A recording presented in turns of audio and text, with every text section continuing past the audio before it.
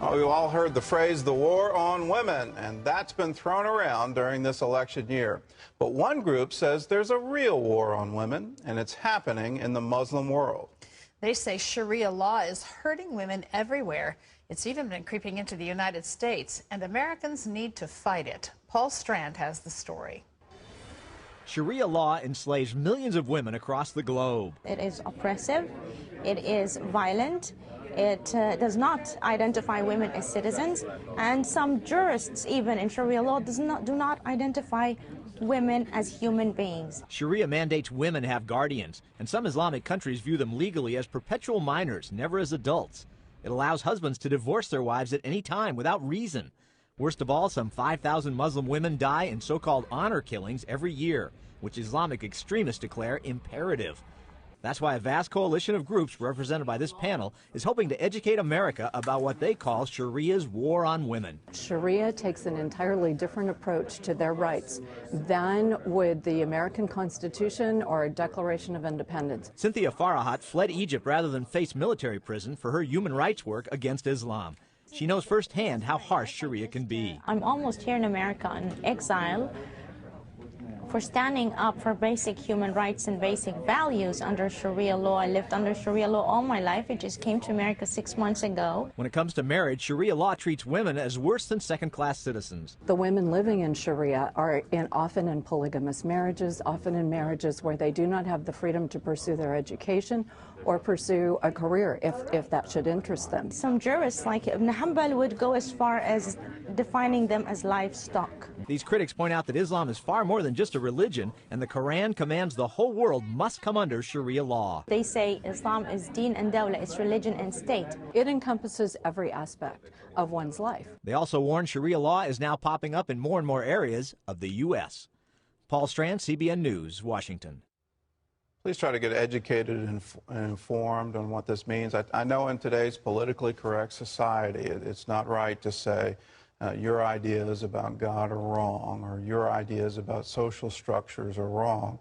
But that's what Sharia is. When you start looking at how women are treated, and whether you're talking about female circumcision, child brides, just the way they're literally treated as chattel, within their own homes, that they have no right of divorce, only the man has a right of divorce.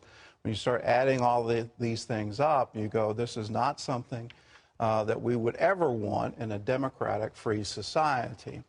Understand, Christianity was one of the great declarations of human rights when the Apostle Paul said there's neither Jew nor Greek, slave nor free, male or female, for we're all one in Jesus Christ. That declaration was unique in the world's history, and that has led to Western civilization.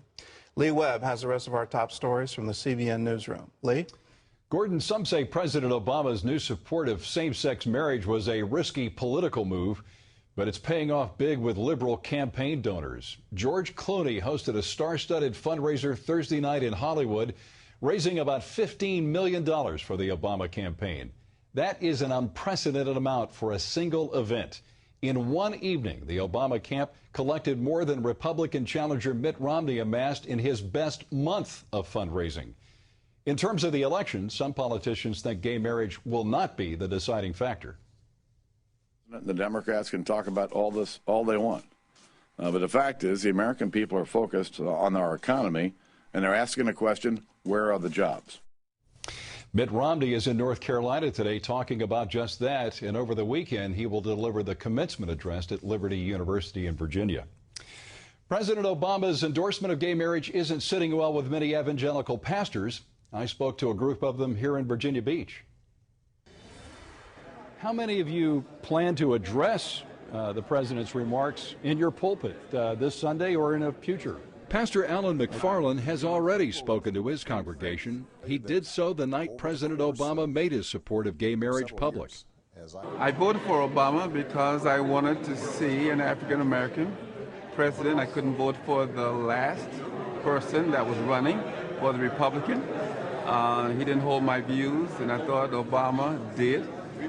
But hearing what he said yesterday, I was very concerned, and I share with the congregation, we have a problem as to who to vote for. No nation, empire, kingdom has ever lasted as a world power if it let the bonds of marriage fall, openly acknowledge and allow the practice of homosexuality, but not only that, the other perversions that will follow it. Evangelist Franklin Graham says President Obama has, quote, shaken his fist at God with his support for same-sex marriage. The largest bank in the U.S. just lost a whopping $2 billion. J.P. Morgan Chase says it lost the money on risky investments, just like the ones that contributed to the U.S. financial collapse. The losses happened over the last 6 weeks, and the CEO admits the company is responsible for, quote, many errors, sloppiness, and bad judgment. A car that can drive itself? It's not science fiction, it's reality. And internet giant Google is fueling the technology. Heather Sells tells us how it works. Self-driving cars are now one step closer to becoming a reality. The state of Nevada has agreed to a limited test program, allowing Google to put its new high-tech cars on the road. State regulations require a human backup driver and passenger be present during the test drives. It uses cameras inside to spot traffic lights and other things, and also uses this thing on the top, which is a scanning laser. The technology in these cars is similar to what is already used in passenger jets. It's navigated by artificial intelligence and assisted by a global positioning system and motion sensors. A human driver can take control at any time by grabbing the wheel or stepping on the brake. But otherwise, the car is on autopilot, and the driver can just sit back and relax. If you wish to drive it, just fine. If you wish to waste 52 minutes in commute traffic, go ahead, be my guest. Florida may soon become the second state to allow Google self-driving cars on the road. Heather Sells, CBN News. I don't know, Gordon, you ready to try that in your car? Actually, Lee, I am. I would love to be able to, just sort of kick back on the morning commute and be able to sort of check the news and check in with all my Facebook fans. Terry, what would you do? Just imagine your next drive to Wisconsin, you would never have to touch the wheel. What would you do with all that time? Well, I find that a little, I'm probably a control freak, but, letting my car do all the driving is just a little strange. I mean, can you imagine? Once you got used to it. I guess. And I don't know. I guess the fear of it goes away. Yeah. Think of how many things go wrong with cars. I mean, do you want a hands-off the wheel scenario? I just am not that trustworthy. I could start driving an RV around, have a kitchen out back. Now that I could get into. No, I actually think it's quite interesting, all of the things that are being created now technology-wise and the options that makes available to us. It'll be very interesting to see where this goes, especially with energy needs involved. Things are going to change. I could see a strong argument for it just based on the fact that imagine a world where there aren't any traffic accidents at all because everybody has these sensors and collision avoidance and they're sort of self-correcting and you never have a driver fall asleep.